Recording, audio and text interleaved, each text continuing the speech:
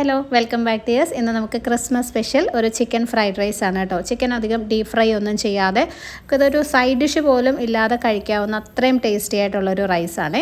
അപ്പോൾ അതിനായിട്ട് ഞാൻ 2 കപ്പ് ജീരകശാല റൈസാണ് എടുത്തിരിക്കുന്നത്. ജീര റൈസ്, ബിരിയാണിയൊക്കെ ഉണ്ടാക്കുന്ന റൈസ് ഉണ്ടല്ലോ, അതാണ് കേട്ടോ. ആദ്യം ഇത് നല്ലപോലെ ഒന്ന് വാഷ് ചെയ്തെടുക്കാം. കുറച്ച് വെള്ളം തിളപ്പിക്കാനായിട്ട് വെച്ചിട്ടുണ്ട്. അതിനകത്തേക്കൊരു 2 ടീസ്പൂൺ ഓയിൽ ഒഴിക്കുക. സൺഫ്ലവർ ഓയിലാണ്. ആവശ്യത്തിന് ഉപ്പ് ഇട്ട് കൊടുക്കാം.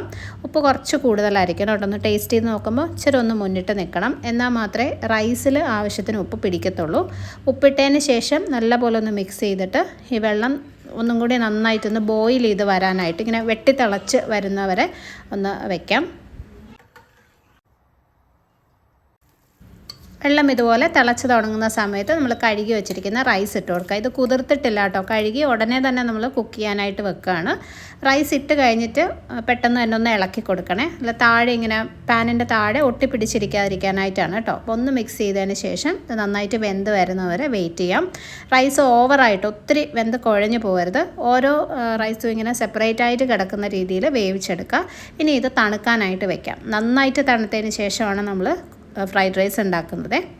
അപ്പോൾ ഇനി ഒരു 300 ഗ്രാമോളം ബോൺലെസ് ചിക്കൻ എടുത്തിട്ടുണ്ട്. അതിനകത്തേക്ക് ഒരു 1/2 ടീസ്പൂൺ മുതൽ 1/4 ടീസ്പൂൺ അളവിൽ കാശ്മീരി മുളക് പൊടിയും 1/2 ടീസ്പൂൺ കുരുമുളക് പൊടിയും ആവശ്യത്തിന് ഉപ്പും ചേർത്തിട്ട് നന്നായിട്ടൊന്ന് മാരിനേറ്റ് ചെയ്ത് വെക്കാം.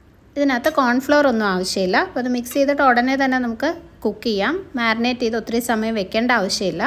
അപ്പോൾ ഒരു പാനിൽ കുറച്ച് എണ്ണ ഒഴിച്ചു. സൺഫ്ലവർ ഓയിൽ തന്നെയാണ്. എണ്ണ ചൂടാകുമ്പോൾ ഈ ഒരു ചിക്കൻ ഇട്ട് കൊടുക്കാം. ബോൺലെസ് ചിക്കനാണ് ഫ്രൈഡ് റൈസ് ഉണ്ടാക്കാനായിട്ട് ഏറ്റവും നല്ലത്. അപ്പോൾ ഇത് ആദ്യം കുറച്ചൊന്ന് എണ്ണയിൽ വഴറ്റി കൊടുക്കണം. മസാലയുടെ ഒരു പച്ചപ്പൊന്ന് മാറാനായിട്ട് നന്നായിട്ടൊന്ന് വഴറ്റണം.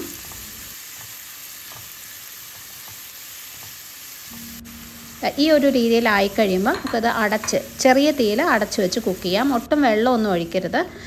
ചിക്കനിൽ നിന്ന് തന്നെ ചെറുതായിട്ട് വെള്ളം വരും. ഇതുപോലെ കുറച്ചൊന്ന് വെള്ളവും പിന്നെ ചിക്കനിൽ നിന്ന് തന്നെ കുറച്ച് എണ്ണയൊക്കെ ഒന്ന് ഇറങ്ങിയിട്ടുണ്ട്.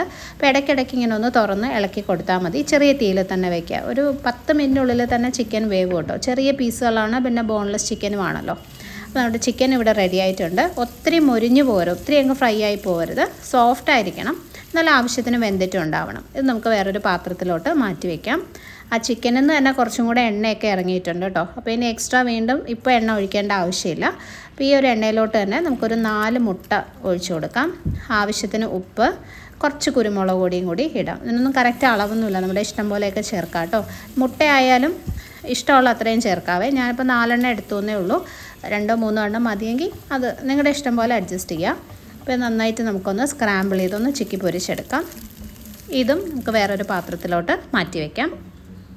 മുട്ടയില്ലാതെയും ഈ ഒരു റൈസ് ഉണ്ടാക്കാം കേട്ടോ. ചിക്കനും വെജിറ്റബിൾസും മാത്രം ആയാലും മതി.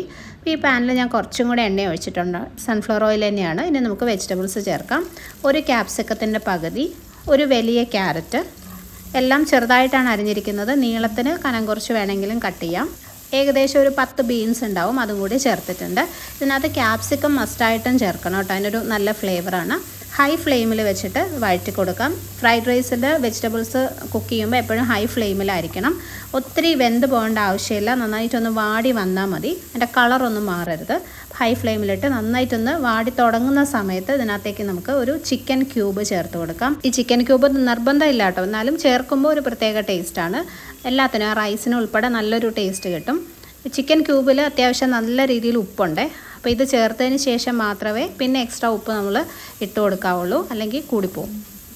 ഈ ഫ്രൈഡ് റൈസിൽ ഉപ്പ് ചേർക്കുമ്പോൾ എപ്പോഴും ശ്രദ്ധിക്കണം. കാരണം ഈ ചിക്കൻ ക്യൂബിൽ ഉപ്പുണ്ട്. എഗ്ഗും ചിക്കനും റൈസും എല്ലാം നമ്മൾ ഉപ്പിട്ടാണ് വേവിച്ചിരിക്കുന്നത്. ലാസ്റ്റ് കുറച്ച് സോയ സോസും ചേർക്കുന്നുണ്ട്, അതിലും ഉപ്പുണ്ടാവും.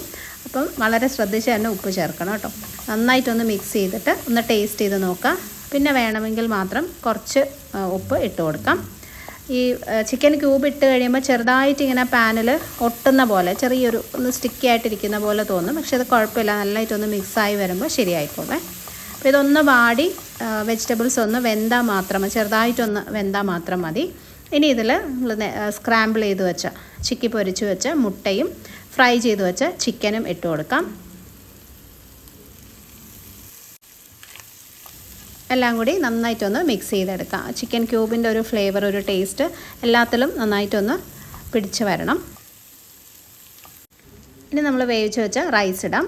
നന്നായിട്ട് തണുത്തിട്ടുണ്ടാവണേ. ഇപ്പോൾ തലേദിവസമൊക്കെ റൈസ് കുക്ക് ചെയ്ത് ഫ്രിഡ്ജിൽ വെച്ചിരുന്നാലും കുഴപ്പമില്ല, നല്ലതാണ്. തണുത്ത റൈസാകുമ്പോൾ നമ്മൾ മിക്സ് ചെയ്യുന്ന സമയത്ത് ഒട്ടും കുഴഞ്ഞു പോകത്തില്ല. ഇതിനകത്തേക്ക് ഒരു 1.5 ടീസ്പൂണോളം സോയ സോസും കൂടി ഒഴിച്ചിട്ടുണ്ട്. ഇനി എല്ലാം കൂടി നല്ലപോലെ ഒന്ന് മിക്സ് ചെയ്തെടുക്കാം. ഇതിനകത്ത് വേണമെങ്കിൽ കുറച്ച് കുരുമുളക് പൊടി ഇട്ട് കൊടുക്കാം കേട്ടോ, നിർബന്ധമില്ല. ആ ഒരു ടേസ്റ്റ് ഇഷ്ടമാണെങ്കിൽ, ചിലർക്ക് ആ കുരുമുളകിൻ്റെ ഒരു ഫ്ലേവർ അധികം താല്പര്യം ഉണ്ടാവില്ല, അങ്ങനെയാണെങ്കിൽ ഒഴിവാക്കാം. ഞാൻ കുറച്ചൊന്ന് ചേർത്ത് കൊടുക്കുന്നുണ്ട് കേട്ടോ, ഒരു 3/4 ടീസ്പൂണോളം കുരുമുളക് പൊടിച്ചതും കൂടി ഒന്ന് ഇട്ടിട്ട് നല്ലപോലെ മിക്സ് ചെയ്തെടുക്കാം. ലാസ്റ്റ് ഞാൻ എപ്പോഴും ഫ്രൈഡ് റൈസിൽ ചേർക്കുന്നതാണ് കുറച്ച് നല്ലെണ്ണ, plus gingelly oil, sesame oil എന്നൊക്കെ പറയും. അതൊരു 1 ടീസ്പൂൺ ലാസ്റ്റ് ഒന്ന് ഒഴിച്ചിട്ട് മിക്സ് ചെയ്തെടുക്കും. നമ്മൾ ഈ കടകളിൽ നിന്നൊക്കെ കിട്ടുന്ന ഫ്രൈഡ് റൈസിൻ്റെ ഒരു ഫ്ലേവർ കിട്ടും കേട്ടോ, നല്ലൊരു വ്യത്യാസമാണ് അത് ചേർക്കുമ്പോൾ. സാധാരണ നമ്മൾ ഫ്രൈഡ് റൈസ് ബിരിയാണി അരി വെച്ചല്ലേ ഉണ്ടാക്കുന്നത്, നീളമുള്ള റൈസ് വെച്ചിട്ട്. പക്ഷേ ഈ ഒരു ജീരകശാല റൈസ് ഉണ്ടല്ലോ, അത്രയും ടേസ്റ്റിയാണ് കേട്ടോ. ഫ്രൈഡ് റൈസിന് ഏറ്റവും ബെസ്റ്റായിട്ടുള്ളത് ജീരകശാല റൈസ് തന്നെയാണ്. നിങ്ങളൊന്ന് ട്രൈ ചെയ്ത് നോക്കണം, ഒരു പ്രത്യേക ഫ്ലേവറാണ് അതിന്. അപ്പോൾ ഇത്രേ ഉള്ളൂ, നമ്മുടെ ചിക്കൻ ഫ്രൈഡ് റൈസ് റെഡി ആയിട്ടുണ്ട്. സൈഡ് ഡിഷ് ഒന്നും ഇല്ലാണ്ട് കഴിക്കാൻ പറ്റുന്ന അത്രയും ടേസ്റ്റി ആയിട്ടുള്ള റൈസാണ്. ഉണ്ടാക്കി നോക്കിയിട്ട് അഭിപ്രായം അറിയിക്കണേ. അടുത്തൊരു വീഡിയോയിൽ